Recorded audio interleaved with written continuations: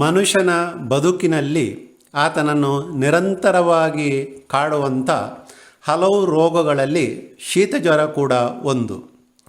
ಆದರೆ ತುಳುನಾಡಿನಲ್ಲಿ ಕಿರಾತಕಡ್ಡಿಯ ಎಲೆಯನ್ನು ಬಳಸಿ ಮಾಡಲಾಗುವಂಥ ಕಷಾಯದಿಂದ ಅದಕ್ಕೆ ಅದ್ಭುತವಾದಂಥ ರೀತಿಯಲ್ಲಿ ಒಂದು ಉಪಶಮನವನ್ನು ಕೂಡ ಕಂಡುಕೊಳ್ಳಲಾಗಿದೆ.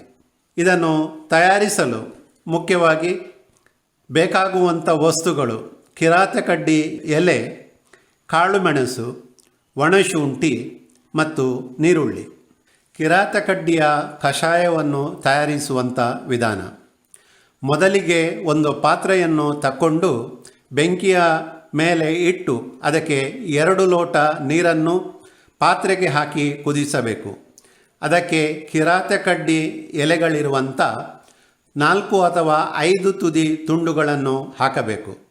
ನಂತರ 1 ಚಮಚ ಕಾಳುಮೆಣಸು ಪುಡಿ, 1 ಚಮಚ ಒಣಶುಂಠಿ ಪುಡಿ, ಹಾಗೆ 1 ನೀರುಳ್ಳಿಯನ್ನು ಕತ್ತರಿಸಿ ಅದರ ಕೆಲವು ತುಂಡುಗಳನ್ನು, ಹಾಗೆ ಲವಂಗ 2-3 ಲವಂಗ,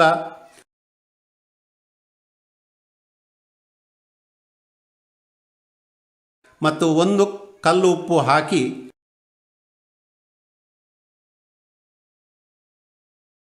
ಚೆನ್ನಾಗಿ ಕುದಿಸಬೇಕು. ಕುದಿಯಲು ಇಟ್ಟಂಥ ನೀರು ಅರ್ಧದಷ್ಟಕ್ಕೆ ಬಂದಾಗ ಬೆಂಕಿ ನಂದಿಸಿ ಕಷಾಯವನ್ನು ಸೋಸಬೇಕು. ಹೀಗೆ ಸಿಕ್ಕಿದ ಕಷಾಯವನ್ನು ರಾತ್ರಿ ವೇಳೆ ಊಟದ ನಂತರ ಮಲಗುವ ಮೊದಲು ಸ್ವಲ್ಪ ಸೇವಿಸಬೇಕು.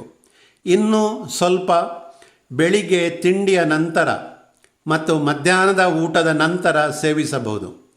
ಇದನ್ನು ನಿಯಮಿತವಾಗಿ 3 ದಿನ ಮಾಡಿ ಸೇವಿಸಿದರೆ ಶೀತ ಜ್ವರ ಗುಣವಾಗುತ್ತದೆ. ಸಾಮಾನ್ಯವಾಗಿ ದಿನಕ್ಕೆ 2 ಬಾರಿ ಬೆಳಿಗ್ಗೆ ಮತ್ತು ರಾತ್ರಿ ಸೇವಿಸಿದರೆ ಉತ್ತಮ. ಆದರೆ ಈ ಕಷಾಯ ಸೇವನೆಯನ್ನು ಶೀತ ಜ್ವರದ ಲಕ್ಷಣ ಕಂಡಾಗಲೇ ಆರಂಭಿಸಬೇಕು.